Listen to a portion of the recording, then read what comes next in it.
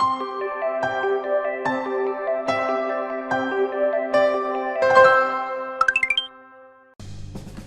it's Guybrush Threepwood's calamitous voyage across Monkey Island, Conker's epic bout with the Great Mighty Pooh, or even the slapstick humour of the recent LEGO games, there has always been a place for laughs in video games.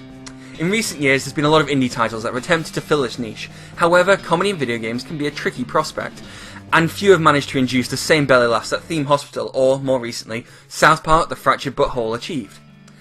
This drought of humour in the indie market might be about to change, with Asymmetric Publications' West of Loathing, a Western-themed spiritual successor to their browser-based RPG, Kingdom of Loathing. The premise is simple. You are a character of your own creation who sets off from their dead-end ranch to discover fame and fortune in the Wild West. You choose one of 3 classes, Cowpuncher, Beanslinger, or Snake Oiler, and some backstory elements that generate a set of random stats, and then head out into the world. The character creation is average compared to your usual RPGs, but the comedy flavour adds a lot, moving away from the stuffy old knight, rogue, and wizard archetypes.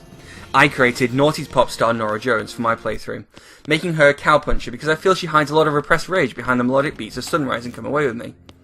Nora left her family's ranch and headed to the town of Boring Springs, which serves as a hub for the tutorials and prologue of the game. From Boring Springs, you learn the basics of questing and the map system. The latter is essentially the connective tissue between the game's various locations, with a couple of random encounters sprinkled across for good measure. It's here that the lack of a quest log became all too apparent. I found myself often losing track of all the various missions I'd undertaken. I would start one event, and as I was walking on my way to the next location in the quest line, I'd have a random encounter that would take me off in a completely different direction.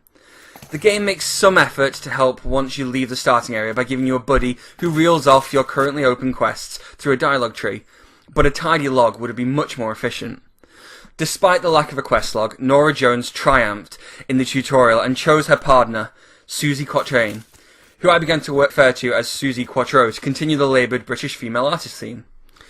Nora Jones and Susie Quattro rode across the desert and came to the town of Dirtwater, which serves as a base for the rest of the main story. From Dirtwater, you begin to discover large swathes of the map and rack up side quests. This is where West of Loathing really comes into its own, as each side quest rewards you with hilarious scenarios as well as experience points, which you can use to boost your stats, and combat buffs.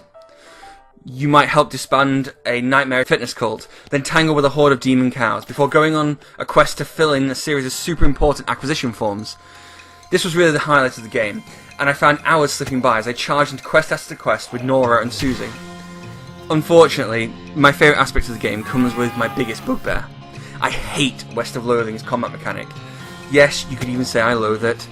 It's essentially Final Fantasy-esque turn-based fighting, however, the challenge has been dialed back to the point that anyone who knows what they're doing will never lose. I died once across my 12 hours of play, and that was due to an attack that damaged myself instead of foes. After a while, it became a real slog to keep fighting, and I decided to focus any experience points I accumulated into skills like intimidation that allowed me to avoid combat. There was a nice veneer of jokes that keeps the combat bearable, but for the most part, it was the only part of the game I was disappointed by, especially in the final boss battle. What should have been an epic final battle turned into a damp squib, as Nora Jones had learnt enough skills to bring the fight to a close in just 3 moves. And so Nora's quest ended, with a shortcut scene visiting each location and seeing what effect the events of the game had, in the style of a classic American comedy with a handful of final laughs. A post-release update incorporates the Switch's HD Rumble technology, and while it doesn't add much to the game, it definitely enhances certain puzzles and challenges, making the Switch version the one to get. Were it not for the comedy stylings of the writing team and the ingenious quest design, West of Loathing could be written off as a humdrum RPG. However, with some really engaging narrative design, the game is worthy of recommendation. If you're someone who really enjoys interesting puzzles, outlandish humour, and isn't too concerned with tactical gameplay, West of Loathing is worth your time and attention.